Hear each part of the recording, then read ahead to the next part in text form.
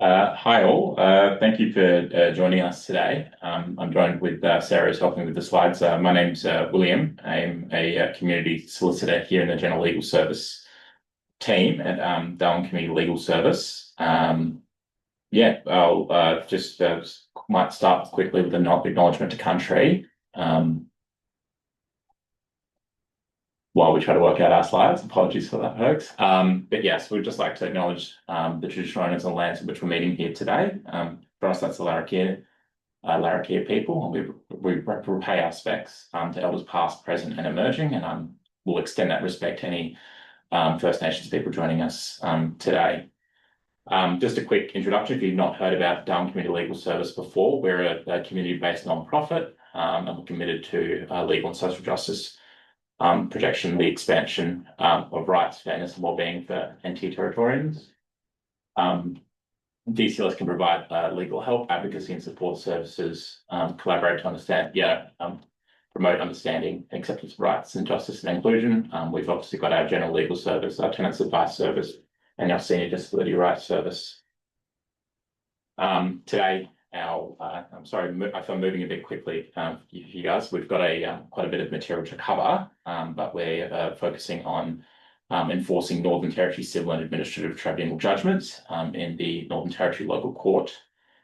I'll just give us a brief overview of what that might entail. Will obviously be quite a general overview. There's a lot of rules and a lot of procedure in place around the enforcement of tribunal orders and many orders through the Northern Territory Local Court. I might ask that if you do have any questions, you can either put them in the text box and I might be able to address them. If not, I certainly invite you guys to email us at intake@DCLS after this meeting, and we'll try to address any questions that you might have. Otherwise, if you've got clients or you're looking yourself to get some assistance, we're certainly able to provide some assistance in relation to the various orders that the tribunal can make up here in the NT, and how we might go about enforcing those process or those orders through the Northern Territory Local Court. So I guess broken down into three constituent parts, we'll firstly be focusing on the tribunal's many different jurisdictions and orders that it can make. We'll probably focus then on how you might go about registering those orders with the Northern Territory Local Court, and then how you go about enforcing those those NTCAT orders with the Northern Territory Local Court. I guess when we refer to jurisdiction, and I appreciate that there will be some lawyers with us today and others that are not, so if you are a lawyer, bear with me, but jurisdiction, I guess in the legal context, generally refers to the authority of a court or tribunal to hear and determine the legal disputes before it. I've written there, depending on the jurisdiction, a court or tribunal may not be allowed to hear or determine these disputes, and with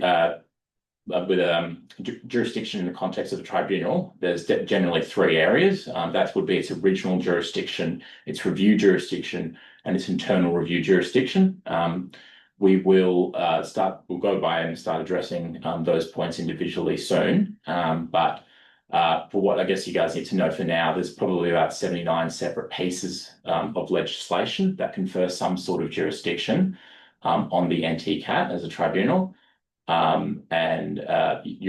think you'll note, and I'm happy to provide some material after if anyone is interested. But there's a vast array of areas in which the tribunal acts and makes decisions. So depending on the act and depending on what the act confers, we have referred to these in the slides as acts, statutes, enactments. Essentially pieces of legislation. It will depend on whether the tribunal will be exercising its original review or potentially sometimes its internal review jurisdiction. Just on the tribunal as a whole, I think it's probably important to acknowledge that the jurisdiction of the tribunal really only extends to matters or disputes that has been specifically conferred by statute or enactment of Parliament. This is because the tribunal itself doesn't actually have any necessarily any inherent jurisdiction, and I think it's been widely quoted among a lot of case law to be a necessarily a creature of statute. And this might be in contrast to other courts or tribunals in the territory, but in the case, I might refer you to the Northern Territory Supreme Court, which many would say has inherent jurisdiction to hear disputes, despite in certain circumstances not having any explicitly conferred jurisdiction to hear the matter under a legislation or enactment of Parliament. And I think that's probably more down to the NT Supreme Court being a superior court of record. But we could speak about that endlessly. I thought maybe just to warm us up for now, I might just quickly head to the Northern Territory's the Tribunal's latest annual report. And I think this is a really good way to sort of get your guys' heads around sort of the large majority of matters that the tribunal is dealing with. I think they reported in the 2023 to 2024 financial year something like 3,132 newly commenced proceedings through the tribunal. And you can see from the graph there, 926 of those were in the small claims jurisdiction, which is conferred under the Small Claims Act. 598 were conferred through the under the residential tenancies jurisdiction that the tribunal has. I think 724 in the guardianship space and about 812 under the mental health and related services jurisdiction. And you can see a tiny fraction there. I think I've mentioned earlier 79 statutes conferring legislation. So we've only got about 72 miscellaneous matters that are actually being dealt with by the tribunal at a later point. So I guess in the context of a tribunal, when we talk about its original jurisdiction, we're referring to its ability to hear. We're talking about its ability to hear and determine the legal dispute for the first time and at first instance. A few good examples of this will probably might include the Advanced Personal Planning Act, the Residential Tenancies Act, and the Small Claims Act. Those have large. That's a large area of original jurisdiction for the tribunal. I guess I did have made some notes here about some of the things that the RTA has original jurisdiction to hear. Sorry, I just need to make sure we get the slides correct there. Under the Residential Tenancies Act, the tribunal can hear a matter for the first time if a landlord is seeking an order for possession of a property, if there's any disputes arising out of a security deposit or bond, any compensation, and that's from either party. The tribunal will be the first instance in which parties will have to apply. Similarly, I think under the Small Claims Act as well, the NTCAT Act, the Small Claims Act of 2016 has conferred NTCAT, not exclusive, but near exclusive jurisdiction to hear small claims under the small claims threshold of about $25,000. And in most instances, these claims will actually need to be commenced through the NTCAT, and you have to apply by special application by writing to the president, or if the president so deems it, the tribunal, to transfer those proceedings to local court if that's necessary. I guess we'll move then on to the tribunal's review jurisdiction. In this context, the review jurisdiction of the tribunal is more to review and hear disputes of so-called reviewable decisions from decision makers and decision-making bodies. So I think here I've put a few more examples up on screen, and these are maybe a review decision by like a statutory body like the Agents Licensing Board, the Development Consent Authority, and they can even extend to review of decisions regarding involuntary admissions and community management orders under the Mental Health and Related Services Act. When the tribunal is acting in its review jurisdiction, it is conducting a review of a review decision by way of rehearing. A rehearing, I guess, for most, to put it as simply as possible, is a review of evidence and submissions that that were put forward at, maybe at the time the original decision was being made. There are certain allowances to include more evidence, but generally it's more of a strict review, maybe as opposed to what we'd call a de novo hearing, which is a hearing that it's essentially an entirely new sort of hearing, and parties have to pay no sort of recourse. It's entirely, as I said, entirely new sort of decision. I put there that the tribunal, in exercising its review jurisdiction, is to make really the correct and preferential decision.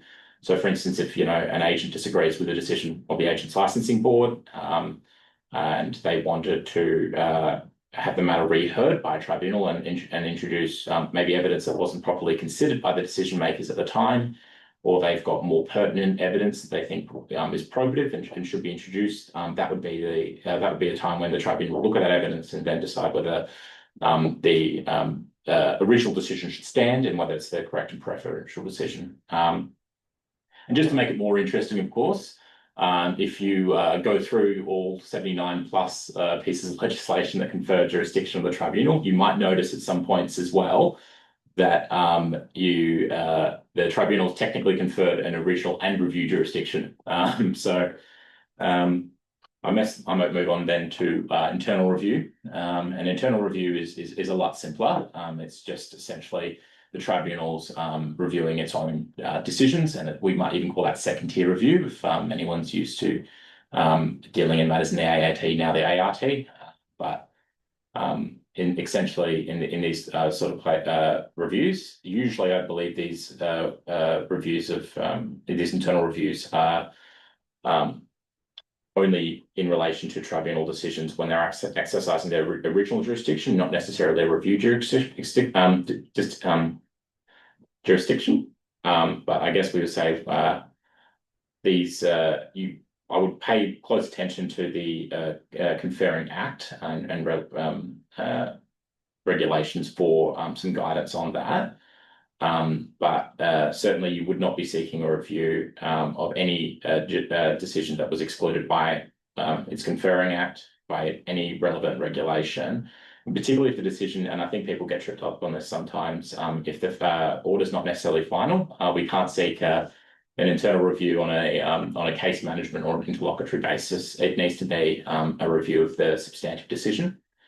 And it's important to note as well that when the tribunal is exercising its internal review jurisdiction, they are pretty much bound to a strict appeal on a mistake of fact or error of law in the original decision, and they're not really supposed to go more outside that remit when they're reviewing a decision. So I guess that probably gets back to the real purpose of this presentation today. We're going to be talking about sort of what orders the tribunal can make.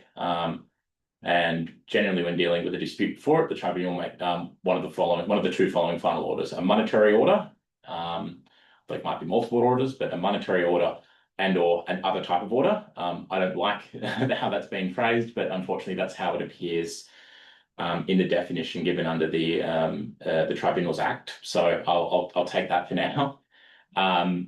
But essentially, monetary order means an award of the tribunal that requires payment of money by one party to another party. And that, by actually extension as well, can include any costs, which can sometimes be ordered in tribunal proceedings. And then there are the other types of orders. And these were orders that would be within the tribunal's jurisdiction, but that would be with particular reference to any legislation, statute, or enactment that has allowed the tribunal to make orders like that.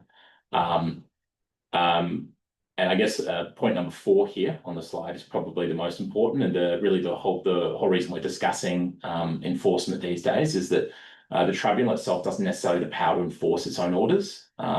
That's to say, it lacks the coercive ability, I guess, it can certainly make a monetary order. It just can't force a party to pay it.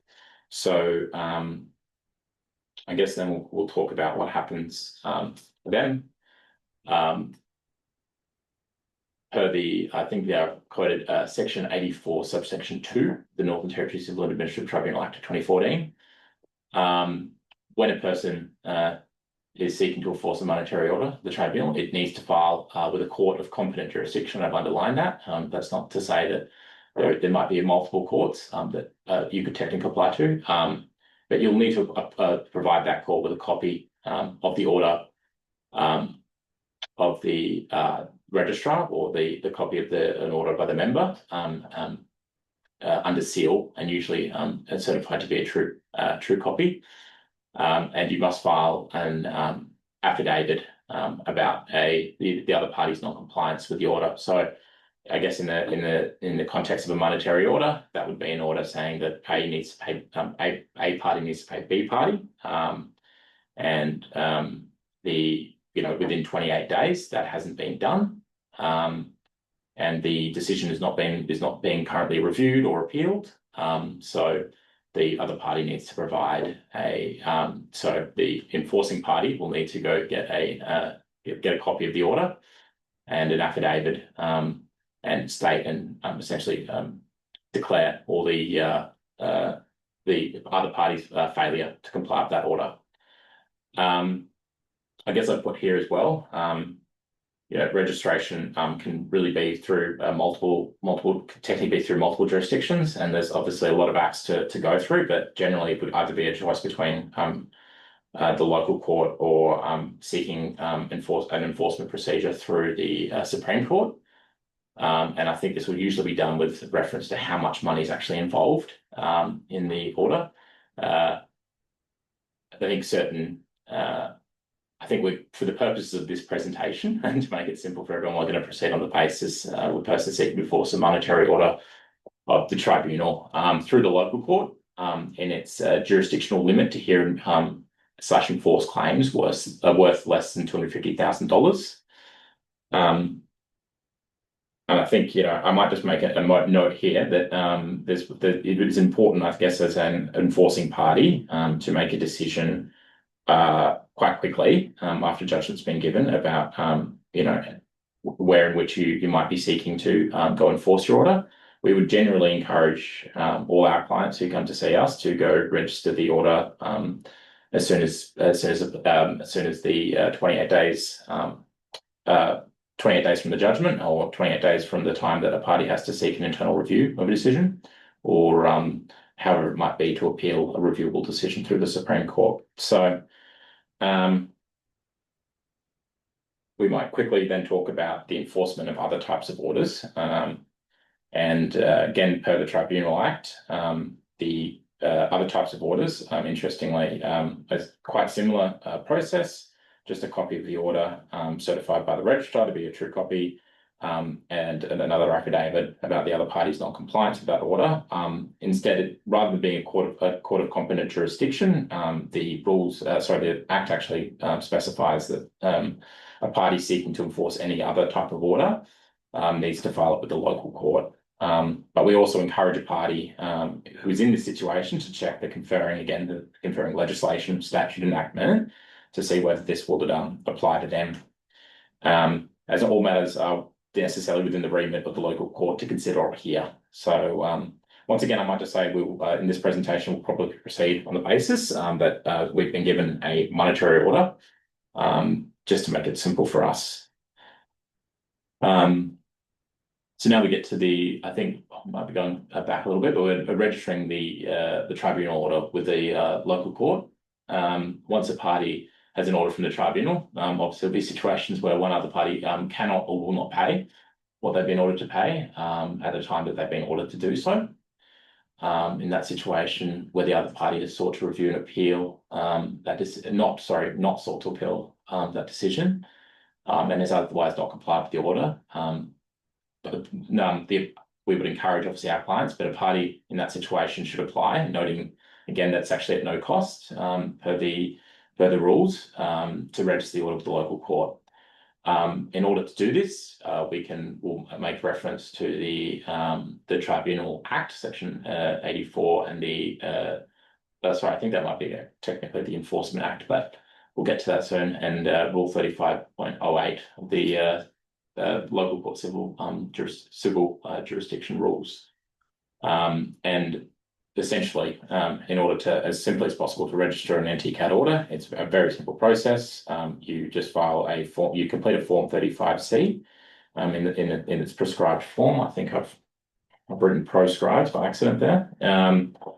And if the local court can accept it, and we might get to some of the issues that could face the registration of an order and acceptance of an order soon. But if the court accepts it, they will issue the party with a copy of the of Form 35D, which is essentially then you've got a now registered NTCAT order with the local court and can be enforced on that basis. So I think we might move on just quickly. Or actually, I might go back, but I think there was one conversation I thought might be of interest, and I think just something to be aware of. Our Limitations Act, that Limitations Act 1981, says that an action to recover monies due under a judgment of a court is not maintainable after the expiration of a limitation period of 12 years from the date in which judgment first becomes enforceable.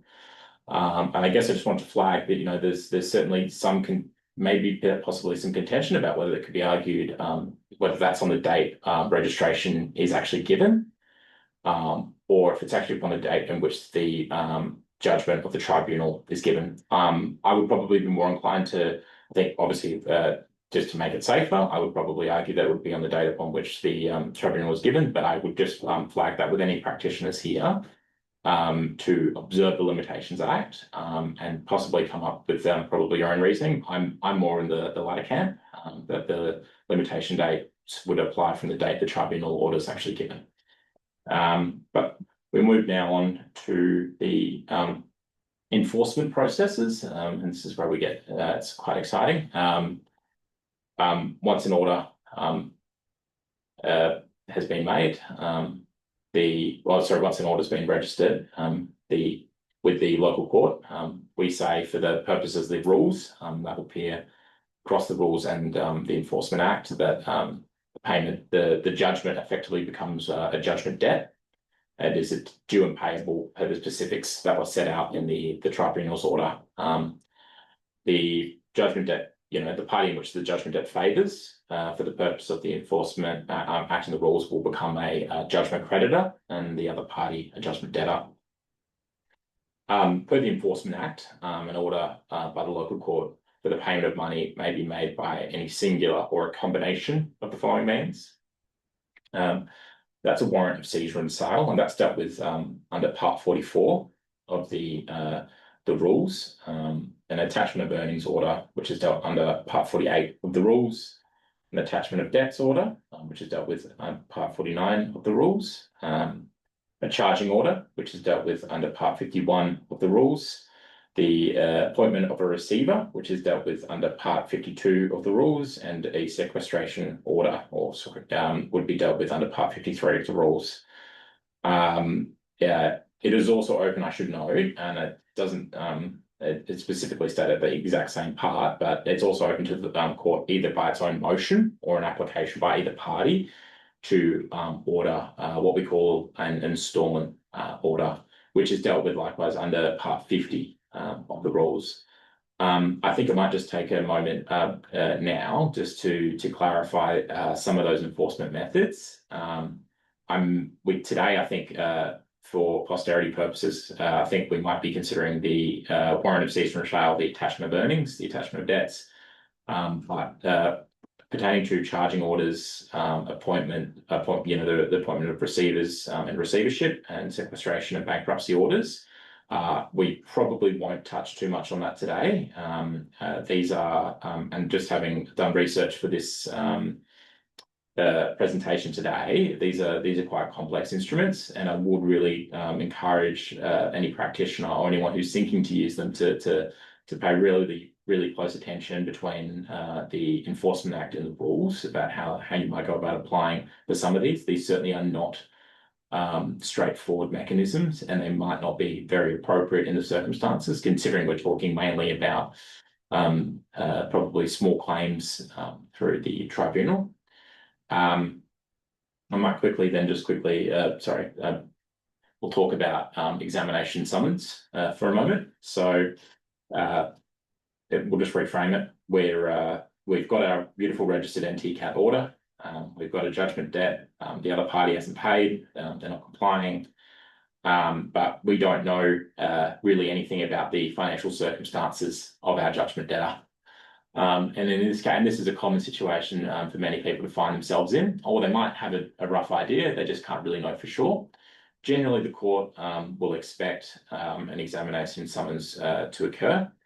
And to do this, judgment creditor, by operation of I think they put there, Section 26 of the Enforcement Act, can make an application to the registrar at the local court to issue an examination summons.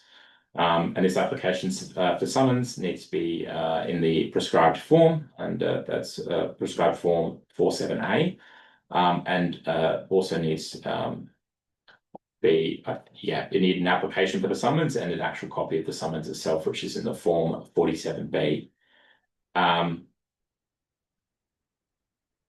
It's probably worthwhile mentioning as well when making the application, and I would encourage everyone after this presentation today, if they're so interested, to go look through some of these forms. But the Form 47A, the application, you can actually specify particular matters that you want the examination to deal with. So if you know that potentially a debtor is self-employed, you could ask for records held between their ABN or between their company, or for whatever reason, sole traders or anything like that. You can get pay slips, tax records, bank statements. You can request and be quite specific about the sort of material you're looking for. And I guess in my experience, these orders can be quite broad as well. We are looking at the entire financial health of a person or a corporation. So I would encourage a practitioner to spend time, or if any party, to spend time looking at the application just before filing it, because it can be really good idea to get some ideas about what sort of assets, what sort of liabilities, what sort of income, or what sort of outlays are the potential judgment debtor is having. If the application is granted, which generally in most cases it will, the registrar will then affix a date, a place, and a time for the judgment debtor to appear, and the judgment creditor will then be required to personally serve on the judgment debtor 14 days before the date a copy of the examination summons, and that should come with a seal of the court, and a judgment debtor's declaration of financial circumstances, and that will be in the prescribed form 47C. Or form 47D for corporations. Now that would be left blank, but that would be attached with the summons, personally served on the judgment debtor, and it will give them an opportunity to fill out that statement, which they're required to do. So no more than 14 days to serve on the debtor. The debtor then has no later than 7 days before the date affixed to provide that completed declaration back to us. There's probably a few procedural notes I also wanted to include, despite what some of us might think. An examination doesn't necessarily always get conducted in open court. Generally, it's actually with the registrar of the local court, and this can occur in their chambers or even a meeting room. During the examination, the judgment debtor can be examined by the registrar themselves, the judgment creditor, or a person, and this is just a copy of this nearly verbatim from the rules, a person in the exclusive employ of the judgment creditor, which I would think might cover a solicitor and counsel. I guess also of note is just because your application maybe didn't cover everything it should have, if it becomes apparent during the proceedings the examination, that there are certain matters that you would want the judgment debtor to answer. You're not bound by the rules, or bound by the rules not to sort of press them on those sorts of matters. And this is probably where we get to another issue that can sort of come with these examination summons. Obviously, there's a cost. I might get to that later, about personally serving these sorts of documents on them, but not. I think number 4 there should be marked judgment debtor, but a judgment debtor doesn't always attend, And in that case, the registrar is empowered under the Enforcement Act and the rules to either adjourn the examination or make an order that an arrest warrant may be issued should the creditor fail to pay within 14 days or fail to make contact with the court to make arrangements to attend the examination at a further date. They will usually make that order in my experience, and once that 14 days is up, it's open for a judgment creditor to then apply with a warrant for arrest by filing one of the prescribed forms 47E and 47F, and if granted, the arrest warrant will be valid for execution for about 12 months and can be executed by a private bailiff. I would note here probably at some significant cost as well. So we might just move on then to warrant of seizure and sale. The court is empowered to issue a warrant of seizure and sale per section 22A of the Enforcement Act and will, in accordance with some of the general rules pertaining to warrants of execution. And I would refer you to Part 43 of the rules there generally. There are different types of warrants that can be issued by the court, and they refer to them as warrants of execution. And there will be certain rules about how these sorts of warrants can be carried out. But I would just say that in order to keep it as simple as possible, the form needs to be in compliance with the Form 44A, and that needs to be filed with the court. And in order for a warrant of seizure and sale can then be issued by a court if it agrees, and will give a bailiff the power to take possession and sell, your judgment debtor's personal goods and belongings, and sometimes even land. But there are limits to what can be seized and what can be sold. Generally, under the rules, kind of quoted here, Rule 44.03, the bailiff may seize, but sometimes they won't actually seize goods on the day in which they're sort of coming in on onto someone's property, but they might mark it for seizure later and sale. But essentially, the bailiff will be empowered with a warrant from the court to enter the person's premises,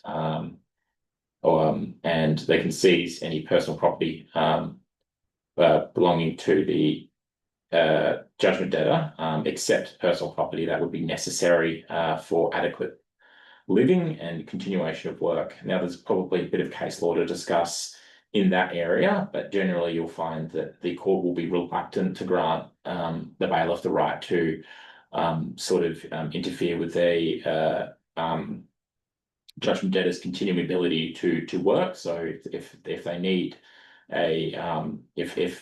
if they're empowering a bailiff to seize assets, they don't want to put that person or risk that person falling into destitution. And they do want to make sure that, particularly for debtors that are looking after dependent children, they might make some arrangements to look after or protect those parties in the interests of those parties as well. But I'll just move on to the rules. Rule 44.05, a bailiff is to seize and sell property in the order that the bailiff considers best for the prompt execution of the warrant of seizure and sale without undue expense. That's to say they want to do it as quickly as possible. This is, however, subject to what the judgment debtor directs the bailiff to consider. So they can obviously override them and say, no, sell this, sell that. I'd take this, take that. And this is also with some consideration that the bailiff will be working best to minimise any hardship that the judgment debtor will face, or the judgment debtor might face, and other persons. It should be noted, I think I'll put here, that subject to the discretion of the court, a bailiff must not sell land under warrant of seizure and sale until property for other property, that's other personal property, is sold. So land is generally probably one of the last things that the court will be interested in forcing a party to sell. We might move then on to attachments of earnings, and the judgment creditor may apply for an attachment of earnings order by filing, quite similarly, attachment of earnings summons in accordance with the prescribed form. and an affidavit in the prescribed form setting out the grounds, which I'll just quickly describe. So in order to satisfy the registrar that the attachment of earnings is necessary and should be made. So the registrar needs to be satisfied in order to make an order for an attachment of earnings that the debtor is employed. So you need to provide proof to the court of that. Is earning an income or is likely to have an income, and is satisfied that also separately satisfied that the debtor themselves has continued to fail to make payment on the judgment debt. Once ordered, the registrar cannot issue any other warrant, process, or execution enforcement. I see many people sort of slip up in this process.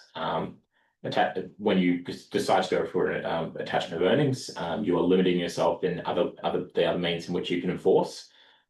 So you need to make sure it's probably wise to do your research before considering this as an option. But once a judgment creditor has applied and the application has been approved, the registrar will fix a date for hearing and must mark it on the summons. Again, very similar per the rules, no later than 40 days before the date of fix, the judgment creditor must effect personal service, on the judgment debt, a copy of the attachment of earning summons, a copy of the affidavit, and just interesting as well, the judgment's declaration of financial circumstances that accord with the form 47C.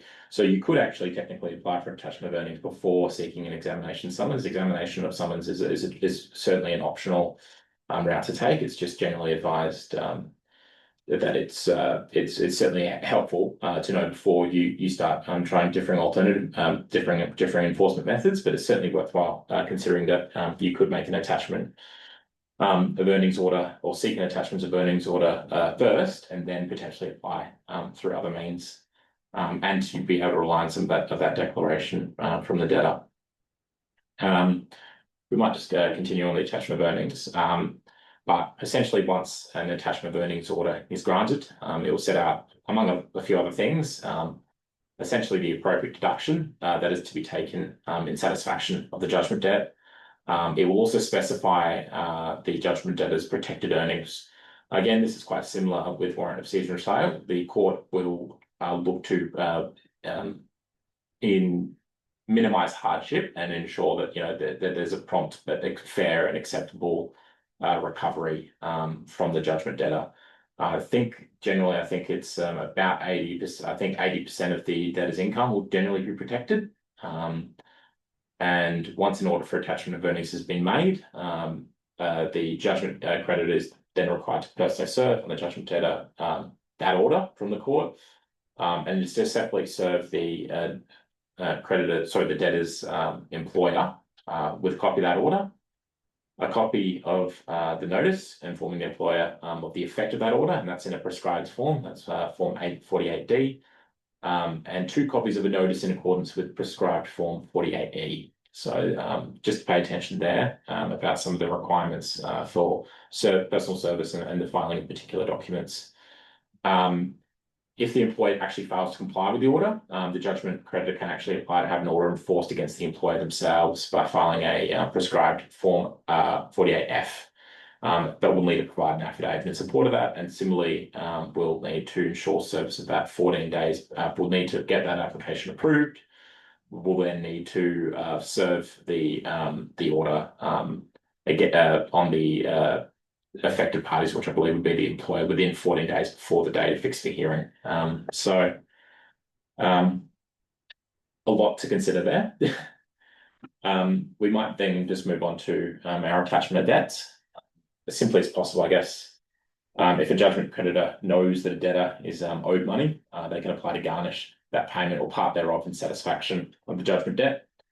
The judgment debtor's debtor is referred to as the garnishee, and a judgment creditor can do this by filing a garnishee summons in accordance with the prescribed form 49A for an attachment of debts.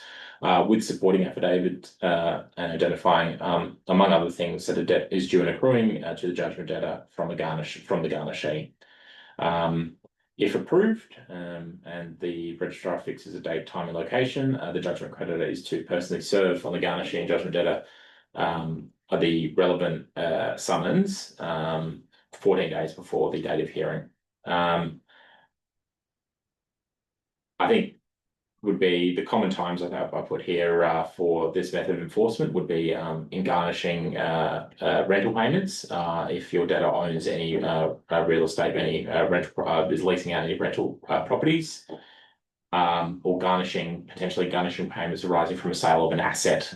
So if you know someone, if you've got a judgment debtor who might be selling a boat, it might be possible to intervene there and get some of or most of your judgment debt satisfied through that method. I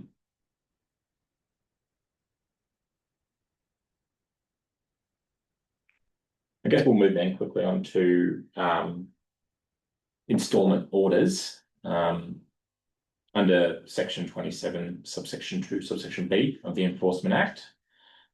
Either a judgment creditor or debtor can apply for an instalment order with the court by filing an application in accordance with the prescribed Form 50A with supporting affidavit. The filing of such an application is for the purpose of the rules a stay of execution unless otherwise ordered by the court. That is to say, once an instalment order is in place until it is revoked, it will stop either party from, well, really the applying party from making any further enforcement actions. And that's certainly a tactic that some debtors might employ. They might apply for a instalment order at an exceedingly low rate, and it will then be up to here at point 2, potentially for a judgment creditor to apply to vary or cancel that instalment order. But they'll need to do so by filing the prescribed Form 50B with a supporting affidavit. And once the registrar has considered the application, they will either issue an acceptance or denial order, which will be in the prescribed forms 50C or 50D respectively. If either of the above circumstances, the applicant is a judgment debtor,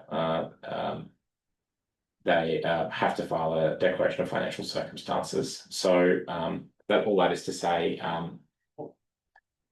once an instalment order is being applied for by a party, and that party is the judgment debtor, or they're seeking to vary, cancel, revoke a instalment order, they will need to provide the court with an adequate statement of financial circumstances. That should hopefully allay some fears out there, but it should give you a better idea about the assets, liabilities, ingoings and outgoings of your judgment debtor.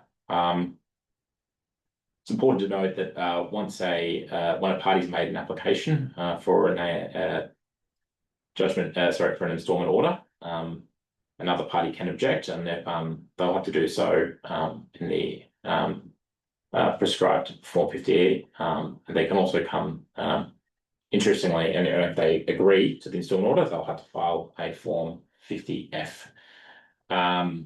Or I imagine it would just be up to the court or the registrar at hearing.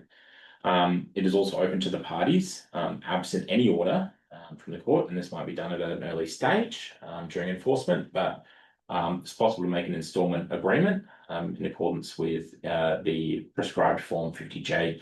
I'm sorry, I've noticed, guys, I haven't actually mentioned, but all these forms are readily available on the local court website. Those that are not should appear in a copy of the local court's civil procedure rules in the schedules.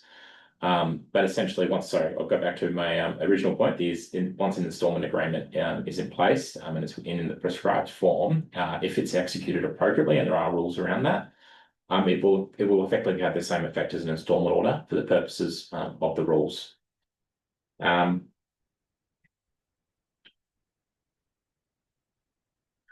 I guess then we might get to some of the other considerations to enforcement, and I think I wanted to, touch on a few things: penalties, costs, and interests. It's important when you are looking at through any judgment that you've received through the tribunal, or when you're in that tribunal process. There are certainly penalties that can be imposed by the tribunal. The tribunal won't be able to enforce those penalties against the other party, but that will be something to make sure is factored into the final judgment and needs to be factored into the enforcement. I think the other matter is obviously costs and interests. When I refer to costs, I'm not necessarily referring to legal costs in that respect. And I think this is probably where I might go a little bit off script here, but I might talk about some of the issues that we're certainly facing and we advise clients on quite readily is the issues that come with the cost of essentially affecting personal service. If parties are unable to do so, they need to obviously get a bailiff, but also some of the other matters. Certainly, a lot of the enforcement procedures require the assistance of a bailiff, and those can come at quite a cost to any judgment creditor. And generally, you can only recover the prescribed costs under the local court fees for instance, a warrant of seizure and sale or a warrant of arrest even. Has a prescribed rate. I believe the warrant of arrest, and please don't quote me because I know we've just changed, but I think it might be in the 170 to 250 mark, but that can certainly be a lot more expensive if you were to go approach a bailiff today and try and get them to enforce an order. That could be in the below $500. So we're only going to be able to recover from the debtor at the end of the day, potentially the prescribed amount and not the above award amount. And that's certainly a consideration if you yourself or if you're seeking if you're advising a client to look at those costs potentially, and you will probably need to get instructions from them about how much they know about the other party, whether they're inclined to comply with court orders, or if they're more likely to, not rock up to enforcement proceedings, not rock up to examination, probably a big one. That can get really, really quite expensive, and frankly, particularly, if we're considering a low quantum, which many of the TCAT matters are, bailiffs I've found in at least my personal experience, will be quite reluctant to even accept accept a retainer and carry out the order. So that aside. Those legal costs as well. You've also got the potential for interest. Here, I've really only talked about post-judgment interest, which seems to probably be a lot more applicable, considering the enforcement timeline can take anywhere from a year to potentially 12.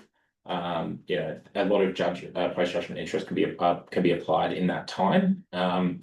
Now, this has always been a gripe of mine, so I thought I might mention it here. But if you wanted to work out for yourself the post-judgment interest rate, you need to first look at the Rule 39 of the Civil Procedural Rules at the local court, which says to refer to Rule 59.2 of the Supreme Court Rules, which in turn the Supreme Court Rules say to refer to Section 52, subsection 2, subsection A of the Federal Court of Australia's Act.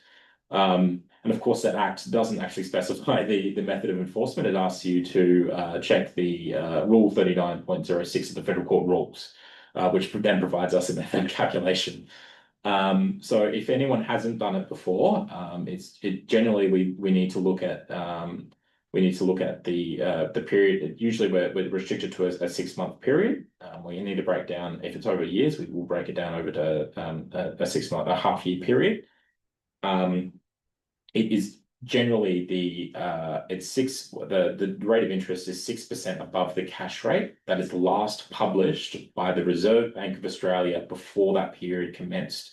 So let's say we're in. I was looking to calculate judgment interest from 1 January 2025 to 30 June 2025.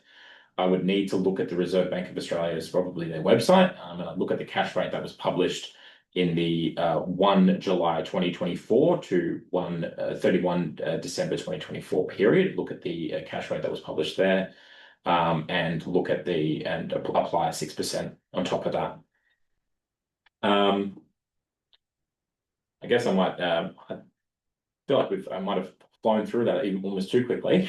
So I think we might, if I appreciate I'm speaking quite a lot, so I might open up to some questions. But before we do that, I thought it might be just a great time to mention, or maybe giving some closing thoughts. There are multiple options that your client might be facing or yourself might be facing once you've registered an NTCAT order. You've got an NTCAT order.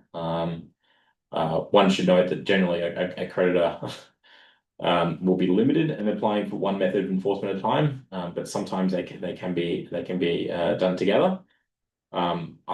I think I've already repeated this earlier, but it's really important, I think, to assess the cost risks of pursuing debts against debtors, particularly those of whom who have no means to repay the debt in the foreseeable future, but also those who are unlikely to comply generally with court orders and end up racking up far too many costs on your client, or yourself, that you are only realistically or unlikely to recover. I think there's also had to be some acknowledgement that this is a really quite generalist overview of the enforcement methods. There are certainly many acts that concern would interfere, or I guess confer some issues regarding the enforcement of debts against clients. I'm thinking of absconding debtors. There's certainly I understand that I've seen some law firms, I think, that try to apply and recover through bailment under the uncollected goods. So these are all worthwhile things to look at. I guess with that, I think we're nearly coming up on the hour, but if anyone did have any questions, I appreciate I've spoken a lot, and I'm happy to repeat anything or confirm anything later on in writing, or if you had any questions for me now, just yes, please let me know.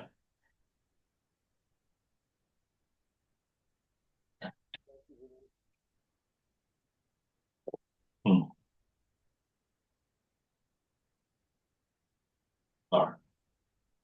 I appreciate it, guys. As I said, we've got I'm happy to answer really any questions at any time. It is, like I said, a very brief overview, but hopefully it should put you in a situation for your clients where you can best advise them, particularly on a really quite straightforward matter about registering an NTCAT order and going through that local court process. As I said, I think we also have we might be publishing some materials soon about the enforcement of NTCAT judgments because we do get a lot of questions for it. But yeah, let me know if you guys got any questions. Otherwise, we might just leave it there for today. I can let you guys get back to your lunch.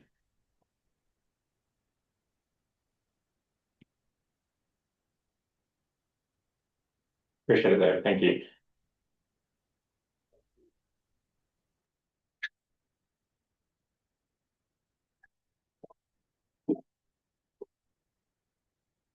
Yeah, Sarah's going to put the email in there now if anyone has any questions. Appreciate it.